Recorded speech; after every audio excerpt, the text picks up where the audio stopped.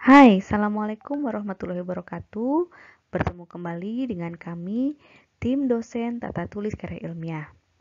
Pada materi TTKI kali ini, kita masih membahas ejaan. Ejaan yang akan kita bahas mengenai imbuhan dan penulisan kata depan di, ke, dan per. Pada video sebelumnya, Anda telah mempelajari aturan pemakaian huruf kapital, aturan pemakaian huruf miring, aturan pemakaian huruf tebal. Dan pada kesempatan kali ini kita akan mempelajari penulisan kata. Pada ejaan bahasa Indonesia terdapat banyak aturan penulisan kata. Pada kesempatan ini akan dijelaskan penulisan kata yang menggunakan imbuhan di, ke, dan per yang penulisannya sering dipertukarkan dengan penulisan di dan ke sebagai kata depan serta partikel per. Selain itu akan dijelaskan juga penulisan partikel pun dan kata yang sudah satu kesatuan mengandung pun. Untuk mempelajari aturan penulisan imbuhan di, ke, dan per serta kata depan di dan ke, perhatikan contoh berikut. Nah, kalimat ini sering Anda temukan, biasanya ada di tempat-tempat parkir. Kalimatnya, helm Anda mohon dikunci, hilang di luar tanggung jawab kami.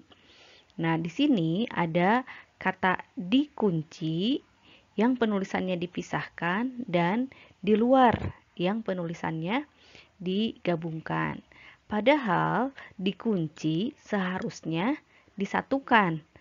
Nah, dikunci seperti ini karena di sebagai imbuhan dia ditulis serangkai dengan kata sesudahnya. Sedangkan di luar dia seharusnya dipisahkan karena di luar merupakan kata depan sehingga ditulis terpisah dengan kata sesudahnya. Nah, jika Anda masih bingung bagaimana membedakan antara di sebagai imbuhan dan di sebagai kata depan, nah, perhatikan tayangan berikut. Nah, untuk membedakan di sebagai imbuhan dan di kata depan, kita bisa mengambil contoh seperti ini. Di yang menjadi imbuhan biasanya dia ada padanannya dengan kata me atau kontra dengan kata me. Seperti diambil, maka ada kata mengambil. Diatasi ada kata mengatasi. Jika ada padanannya dalam me, maka itu termasuk dalam imbuhan. Namun, jika tidak ada, maka dia bukan imbuhan, tapi kata depan. Misalnya, kata di atas. Di atas tidak ada kata mengatas. Sehingga di atas, dia sebagai kata depan kata di-nya. Jadi, dia harus dipisahkan. Selain itu, di yang sebagai kata depan biasanya menunjukkan arah atau tempat.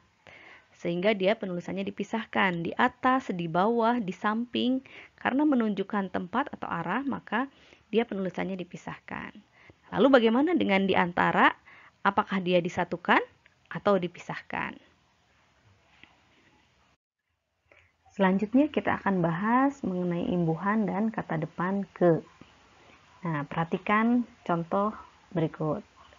Oke, pada tulisan ini ada kata kemana. Kata kemana di sini dituliskan disatukan. Nah, apakah benar penulisan kemana ini digabungkan? Nah, oke, kita lihat penjelasan selanjutnya. Nah, seperti yang sudah kita bahas sebelumnya pada kata di, bahwa jika dia sebagai imbuhan maka dia disatukan, jika sebagai kata depan maka dia dipisahkan. Nah, ke pada kata di sini mau ada acara kemana, ke di sini sebagai kata depan sehingga ditulis terpisah dengan kata sudahnya. Nah, untuk lebih mudahnya, ke yang menyatakan kata depan itu bisa disandingkan dengan di, dari, dan ke. Nah, jadi jika ada pasangannya, misalnya di mana, ada kemana, dan ada dari mana, maka dia berfungsi sebagai kata depan, sehingga penulisannya harus dipisahkan. Nah, begitu juga misalnya di sini, ke sini, dari sini, karena ada pasangannya di, dari, dan ke, maka dia berarti penulisannya dipisahkan. Nah, bagaimana dengan kemari? Apakah kemari digabungkan atau dipisahkan? Nah, kita lihat apakah ada di mari atau dari mari. Nah, kalau tidak ada dari mari dan tidak ada di mari, maka penulisan kemari berarti dia disatukan. Nah, bagaimana juga dengan keluar atau keluar? Mana yang benar? Keluar dipisahkan atau keluar digabungkan penulisannya? Berikut adalah contoh penulisan kata depan ke dan dari yang betul. Jadi dari mana itu penulisannya dipisahkan, bukan digabungkan. Begitu juga dengan kemana, dia penulisannya dipisahkan karena dia menunjukkan kata depan. Selanjutnya kita akan bahas imbuhan per dan partikel per. Perhatikan contoh berikut. Nah, pada tulisan di grup ini ada kata 2/3 dan per email. Nah, apakah betul penulisan 2/3 itu per 3 digabungkan, begitu juga per email? Sesuai dengan aturan penulisan dalam Puebi, penulisan bilangan pecahan yang mengandung partikel per ditulis serangkai. Sehingga kata per 3, karena maknanya dia dibagi 3. Nah, sehingga per 3 betul penulisannya disatukan. Begitu juga dengan kata per email. Per yang menyatakan makna melalui dengan atau menggunakan, maka dia penulisannya disatukan. Pada kalimat ini, per email maknanya adalah menggunakan email. Informasi dapat dikirimkan per email. Informasi dapat dikirimkan menggunakan atau melalui email. Nah, jadi jika dia merupakan partikel bilangan pecahan, maka dia dituliskan disatukan. Begitu juga jika maknanya melalui, dengan, menggunakan, maka penulisannya disatukan. Nah, begitu juga pada contoh berikut. Per 5 maknanya dibagi 5. Per 8 maknanya dibagi 8 dan ini merupakan pecahan sehingga penulisannya disatukan. Begitu juga per telepon maknanya melalui telepon atau menggunakan telepon sehingga penulisannya pun disatukan. Selanjutnya perhatikan tangkapan layar pada pembicaraan di grup geng ambis berikut ini. Nah, di sini terdapat penggunaan partikel per. Yang pertama pada kata per semester. Per semester di sini bermakna tiap semester. Nah, kemudian ada juga kata per Agustus. Nah, per di sini bermakna mulai. Dan juga ada kata 1/1. Nah, 1/1 di sini, per di sini bermakna demi. 1 demi 1.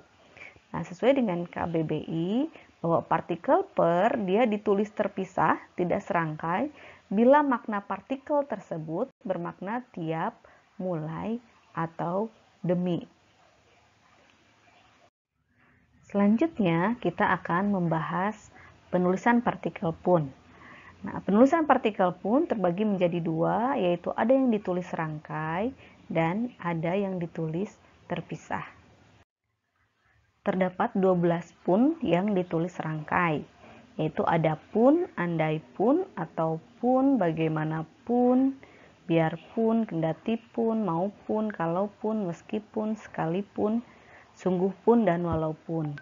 Ke-12 kata ini memang harus dihafal supaya kita tahu kalau itu penulisannya ditulis serangkai. Jadi maupun yang betul dituliskan serangkai, bukan dipisah. Begitupun dengan kata meskipun. Kemudian ada juga pun yang ditulis terpisah. Pun yang ditulis terpisah dari kata dasarnya jika dia bermakna juga dan bermakna saja. Berikut adalah contoh penulisan pun dengan makna yang terkandung di dalamnya. Dia pun, nah ini bermakna dia saja atau dia juga. Berdiri pun, berdiri saja atau berdiri juga. Itu pun, itu saja atau itu juga. Nah, sekalipun dia ada perlakuan khusus karena ada yang disatukan dan ada yang dipisahkan.